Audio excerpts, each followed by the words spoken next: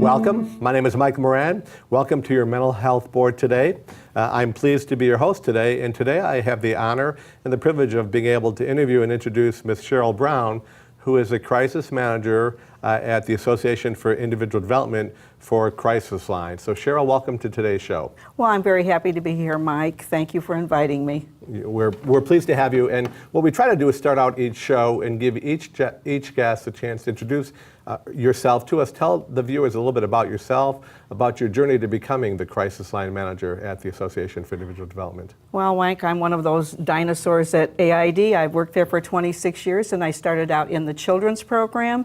I was a parent-to-parent educator, and I was only the second person in the state of Illinois that held that position, so I pretty well made the position up myself. So what I ended up doing is it was very much an advocacy position for parents, coordinated community seminars, coordinated a diagnostic clinic with 2 hospitals, did research for parents, ran support groups for parents of children with disabilities.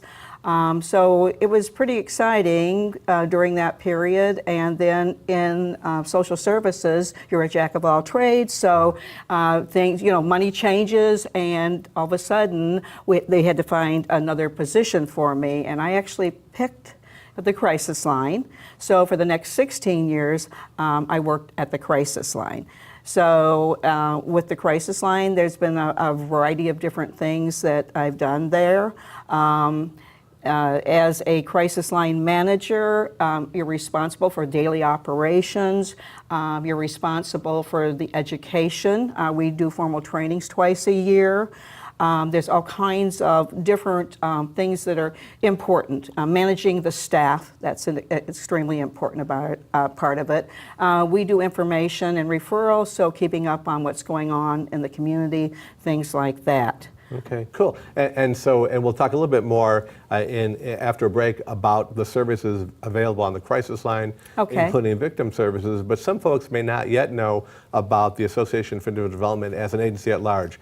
I know you guys have the Crisis Line, which is a program that you're responsible for, but can you tell us a little bit more about the other services that are available as a whole at the Association for Individual Development? Okay, the Association for Individual Development has been around since the 1950s, and it started out as a grassroots program that parents gathered together to find services for their children with developmental disabilities, and then along the road, mental health services were added to that. I am located at the Crisis Line, and I am located at the behavioral health site in Aurora, and at that site we have behavioral health services and crisis services. Under the behavioral health umbrella, we have psychiatry, we have a full-time psychologist, we do psychosocial day rehabilitation services, we do alcohol and other drugs, we do case management, we have therapy services, so we have a wide variety of services. One of the exciting things that's happened is we have added children's therapy. As you know, I was on Land 47 for 20 years, sure, managing grant funds for DCFS and for Illinois State Board, and the reason I was on there was someday we hope to have children's services, and after Land 47 disappeared, we got the children's services. So we also have 4 crisis programs. We have the Crisis Line, the Community Support Team, Victim Services, and Crisis Intervention. Okay, so a broad array of services, some of which are crisis specific, some of which are for other services to other participants throughout the service area and throughout the agency. What is it, in terms of the behavioral health services, what would cause people to seek those services from the association? What would cause them? You know what, on the Crisis Line, we get a lot of inquiries through that way too. they would be seeking services typically because there's something going on in their life that they're not comfortable with. They're experiencing symptoms they're not comfortable with. Of course, we always want people to go to their physician first to rule out any physiological problems. But some of the people that we talk to, we end up sending them over to the hospital because they're more in a crisis situation, and because there's a whole process with actually getting behavioral health services. You can't just go in there and it's not a one-stop deal. There's an assessment process, and it takes 3 actual visits till you get to the point that you actually would see a psychiatrist. Okay, so we're going to take a break shortly, but in terms of when we come back from our break, I know you've talked about the broad variety of services that are available at the agency. A specific set that you're responsible for are the crisis intervention services. There's probably some criteria that people have to meet to receive those services. There's probably an array of things that are available to participants through the crisis line. So after our break, what we'd like to do is come back and talk with you specifically more about the crisis intervention services and about victim services and the things that fall within those aspects of your programming. Okay, great. That would be wonderful. I'd be happy to talk about that. Thanks. So we're going to take a break now, and we will be back shortly with the second segment, where we'll talk more specifically about the crisis intervention services. Recovery benefits everyone. I started my own company. I got my dad back. My friends believe in me. Daddy's home. Substance use and mental disorders can be treated. It all starts on day one. Join the Voices for Recovery.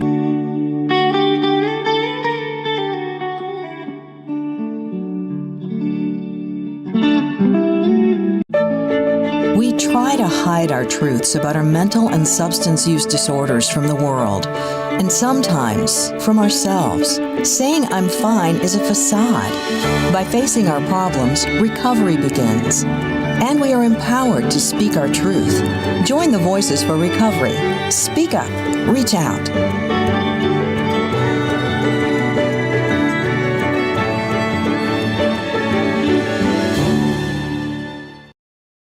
Okay, well, welcome back. And Cheryl, right before the break, as we were talking, I appreciate the work you did at giving the viewers a really good overview of the services that are available through AID. And as I said, when we came back from break, what I wanted you to do was to be able to tell the viewers about the crisis-specific services that are available through the organization. So can you share with folks, what are the crisis services that you're responsible for that are available? I think you told me there were 4 different services, so what are those services? There are actually 4 services, and the crisis line acts as a liaison for all 4 of these programs. So calls are coming into the crisis line for people to gain access to these programs.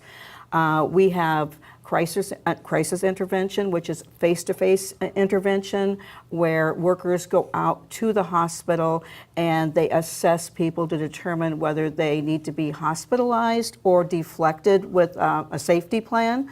And then we have the community support team, which is a newer program that is targeting a very difficult population to serve. In fact, they're traditionally the people that have fallen through the cracks. These are people that are typically homeless, have addiction problems, legal problems.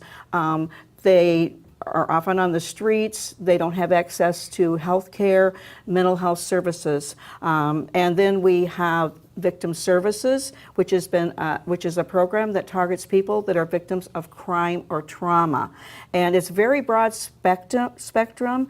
Of course, crisis is always in the eyes of the person that's experiencing it. So some of the things are less dramatic, but it ranges from people fighting over rose bushes and needing a mediator, to hoarders, to murder scenes, to accidents, to suicides. Victim services staff come out to these scenes for that. So, of course, the last one is the crisis line, and the crisis line is there for everybody. Okay. So those are our 4 crisis programs. And if I heard you correctly, when you started to talk a little bit about those services, so the crisis line serves as the access point for all the other services, is that accurate? That is accurate. Different people are actually contacting us. Now, for victim services, we are receiving calls from the police departments and the fire departments that we contract with. For crisis intervention, we're receiving calls from the hospitals. And for community support team, we are actually receiving the calls from the clients. That's how the clients, because they're mainly, we actually go out to the people. Okay. So we're receiving, the calls from the clients. So there's a little bit different Sure, yeah, exposure yeah. than it is through, police and fire department and hospitals. But for all three services, so the crisis line itself is what is the initial contact point to access these services. So as you describe that, so I envision literally a set of phones, and so you have individuals who basically are responding to phone calls that come in, and people who are saying, I need your help, I need your assistance with this kind of emergency or this kind of crisis? Yes. Well, one of the things we can also do, like with victim services, is we are actually able to make referrals to victim services. If somebody calls the crisis line and they fit the criteria for to be a victim of crime or trauma, and they live in an eligible area, we can offer that service to them and explain what it is. And usually what it is, it's beyond phone intervention. It's when a person needs, short-term service coordination and needs somebody that can actually be there with them. So, that is a little bit different. So that service, by the way, so for the victim services, there's a couple of different criteria. The first is that the individual who's receiving the services has to be the victim of a crime or have experienced some trauma, but then also it's limited or restricted to people who reside or live in certain communities. Is that accurate? That is accurate. The only exception to that rule is if somebody, say, came into Aurora from Chicago and they were mugged in Aurora, we will serve the victims that, that actually we're in a community area that we serve. Okay. Yeah, so that's a little bit more expanded version. And you of it. described, actually, as you were talking a little bit about that program, you described the fact that those are for individuals who have experienced some pretty traumatic events, victims of crime, victims of assault, criminal offenses, violence, those sorts of things. So what kinds of follow-up work does AID do, or is your typical role to refer out after you've made initial contact with the victim? Well, I think with victim services, there are some kinds of things that can be resolved almost with a phone call, and then there are other clients that they are involved with that they carry on their caseload for a while.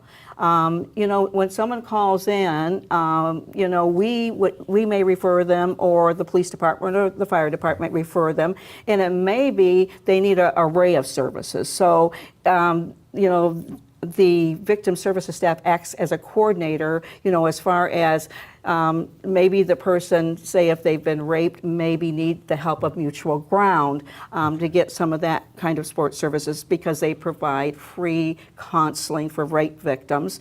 So that's part of what a victim services, staff member's job is. Thanks. And then actually one last question. I do want to talk about the other two sets, but within the victim services, obviously there's individuals who have been victimized and qualify, but what about family members? Which means, so if there's a family member, a family that's experienced crime or trauma, do you work with them as well? Oh, absolutely. In fact, a lot of times, that's who they're working with, especially in cases of accidents, deaths, suicides. It's actually the people around the person that are, experiencing some of the crisis and the trauma that happens. So absolutely, yes. It's more broad-based. Okay, cool. Yeah. And then you mentioned there were other programs that are included under sort of the crisis intervention team. Is it a community response team? Was that? Yeah. So tell us about that. Community support team. Community support team is our newest program, and I'm pretty excited about it because of the fact we're actually bringing people in that have totally fallen through the cracks. They have to fit a criteria to even be part of this program. They don't always have to be homeless, but they have to have had homelessness, in their history. Many of them are addicted. They've had issues, often come to us unmedicated, not getting health services. And there's been some wonderful turnarounds with people who got on medication, and it really has changed their life completely. So it's a really exciting program. And you know, the people that are, the staff that are in that program, they have to have a big heart, and they have to be pretty tough, because they're dealing with people that are on the streets and have street smarts, and Sure. it's a whole different thing, but it's an amazing way of dealing with this.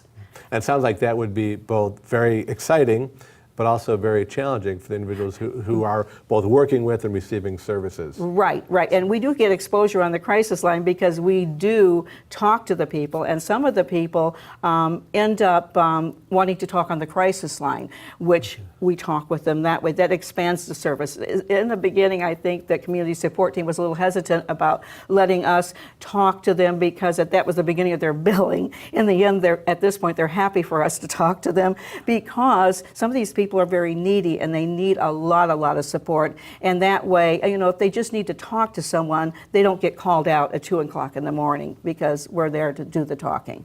And it sounds like for both your crisis support team and also for the victim services, so both of those programs, the staff members of those programs go out into the community, they go out to where the crisis is being experienced, and they work with people real time right where they're at. Is that accurate? That is absolutely it. And I think that victim services staff have to be real angels. I mean, I think both of them have to. I think that community support team people have to be empathic, but I also think they have to have, you know, be fairly tough too, because there's people that have been out in the streets for a long time. The amazing thing is, I've had people that have come onto this program that we've been talking to on the crisis line for the last, 15, 16 years, and I'm going, oh my gosh, I know this person. And they have not gotten the type of services they need to become stable. So their original connection was actually via the phone, but now because you can offer this new service, you're able to actually get out and make that face-to-face connection, Right. and wrap services around them and those sorts of things. So Right. no, very exciting. Congratulations. In terms of the employees on both of those programs, what you talked about people needing to have a big heart. Is it a multidisciplinary team? Is it mostly counselors or social workers or nurses? It's kind of a- who makes up your? Okay, I think that people need to have a degree in the area of social work, psychology, human services, something that would lend itself to this kind of work. Also, they have to have a lot of patience. Sure. They have to be able to set boundaries. It's really difficult. You know? Yeah. It's not for everybody. I don't think either one of them. One of the things that Victim Services does that I think might be hard for some people is they do death notices, in Aurora especially. And I'm amazed, because I have the Victim Services staff are on my crisis line. They're required to be on the crisis line X number of hours. And I have, young girls that are out there, doing that. And I'm amazed by them, to be honest. Because that's not an easy thing to do. Yeah. You're going into, a situation with grieving families. It's just really a difficult situation. Okay, that's really very helpful, and I appreciate that. We're coming up on our second break, and so when we get back from our break, what we're going to do is talk a little bit more about some of the psychiatric and behavioral health services that are also available through AID, and also talk a little bit about the agency at large, funding, growth opportunities, and perhaps opportunities for people to become involved as a volunteer, as a supporter, perhaps as an employee of AID. So thanks for this part, and I look forward to our final discussion after our break. Recovery benefits everyone. I started my own company. I got my dad back. My friends believe in me. Daddy's home. Substance use and mental disorders can be treated. It all starts on day one. Join the Voices for Recovery.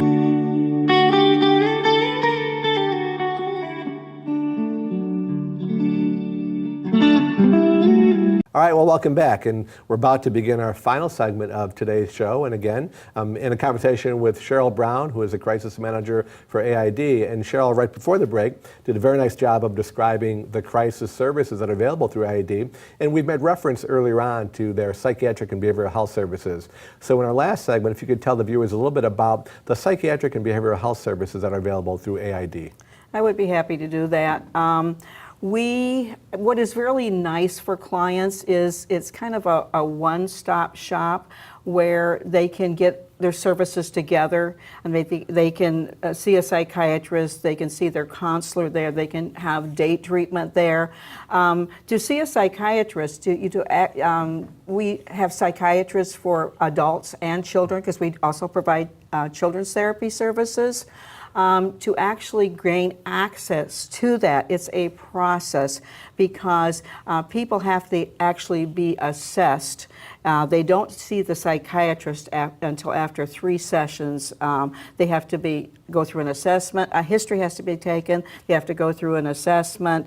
I mean, they have to determine where we're at with some of this, and then eventually, in the end, they are able to see the psychiatrist at that time. One of the things that we've added the last few years is psychology. We have a full-time psychologist at AID, and that's broadened our ability to do things, because she is able to do psychological testing and neuropsychological testing.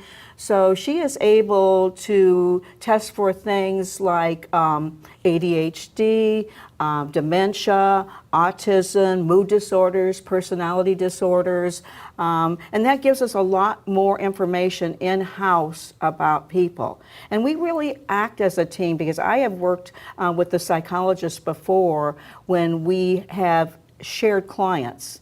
And it is really helpful, because AID works as a team. So that helps reduce some of the risk, because if I have somebody that, is receiving psychiatric services, and all of a sudden there's something going on here, I can talk to their therapist. I could even talk to the psychiatrist about it. It makes it so much more safe to be sure that, everyone's working for the common goal of the client. Our psychologist is Lori Sealer, and she is constantly booked up because there's a great need to, have this kind of assessment. She can also look at cognition.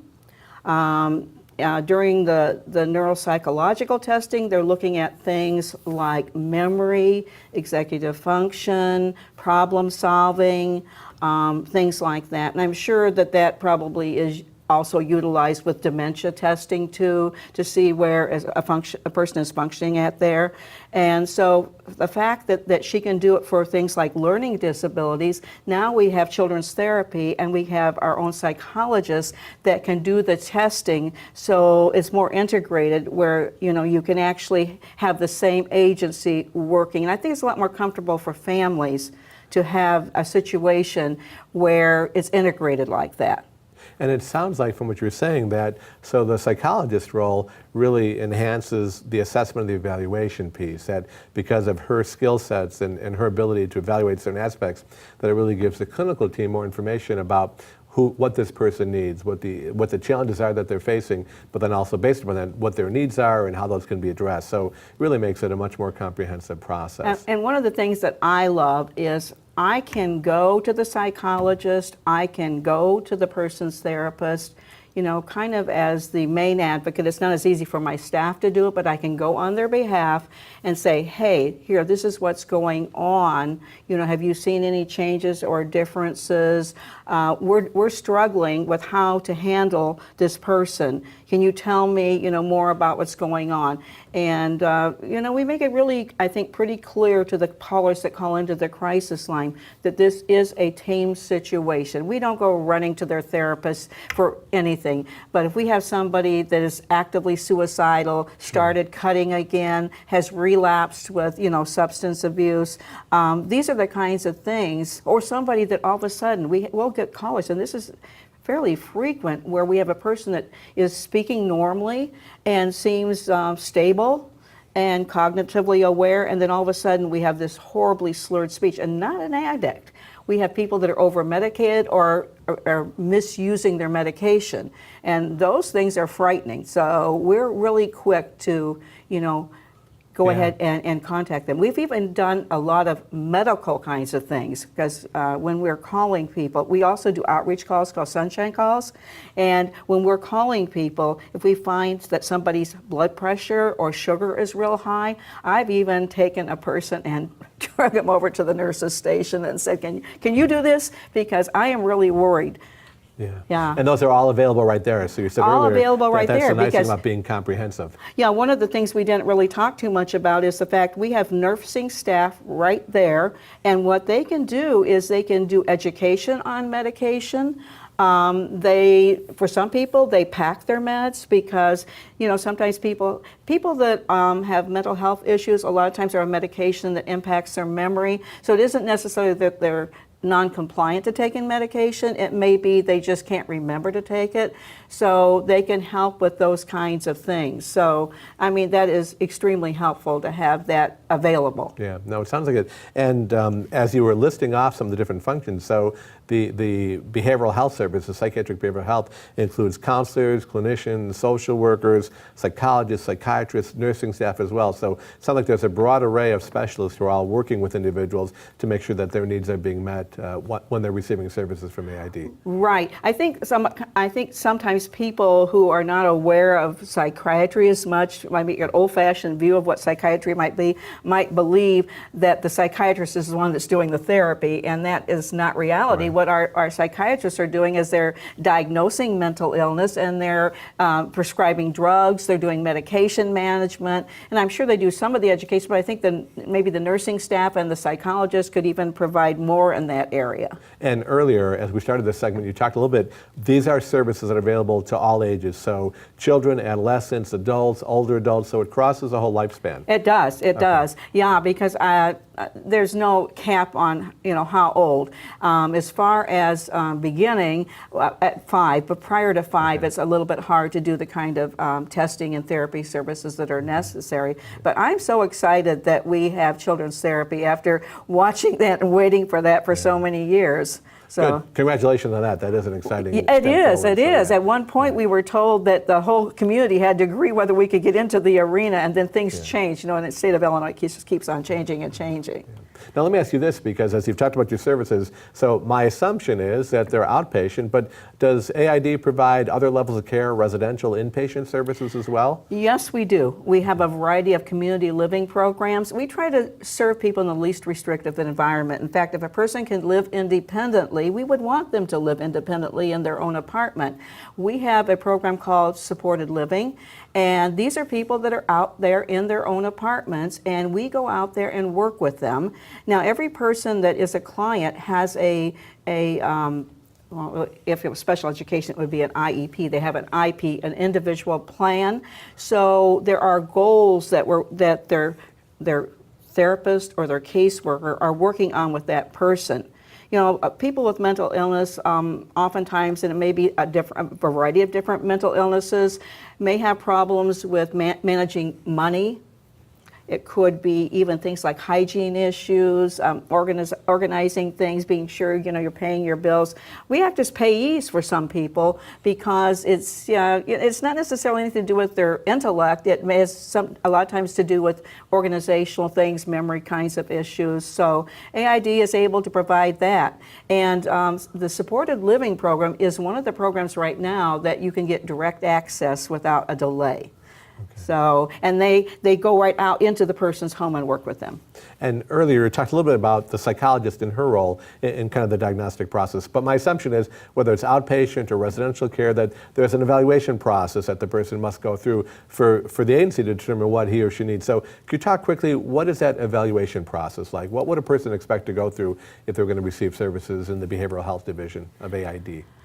I would say the longest and more difficult one is one we've kind of addressed a little bit already is right now it is pretty difficult. I think most agencies right now have waiting lists. Okay. And one of the great thing is, and I didn't realize till more recently, that AID is may be exceptional to some other programs. When And actually, let me interrupt because we're almost out of time. Oh, And so okay. I don't want to leave the listeners wondering Sure. how to reach you. So I need to make sure that we share a phone number and contact information. Okay. So- If you would like to call the crisis line because you need support or you need information about more services, you would call 630-966-9393. If you're interested in doing crisis line training, if you'd like to be a volunteer and part of the team, you would call me at 630-966-4304. And if you are interested in getting behavioral health help, you would call 630-859-1291. That'll get you to the front desk so you can begin the process of the assessment. Great. Thanks so much. Very informative. We appreciate your time today, Cheryl. Great to have you on the show, and we look forward to talking with you again. Thanks so much. Thank you for inviting me.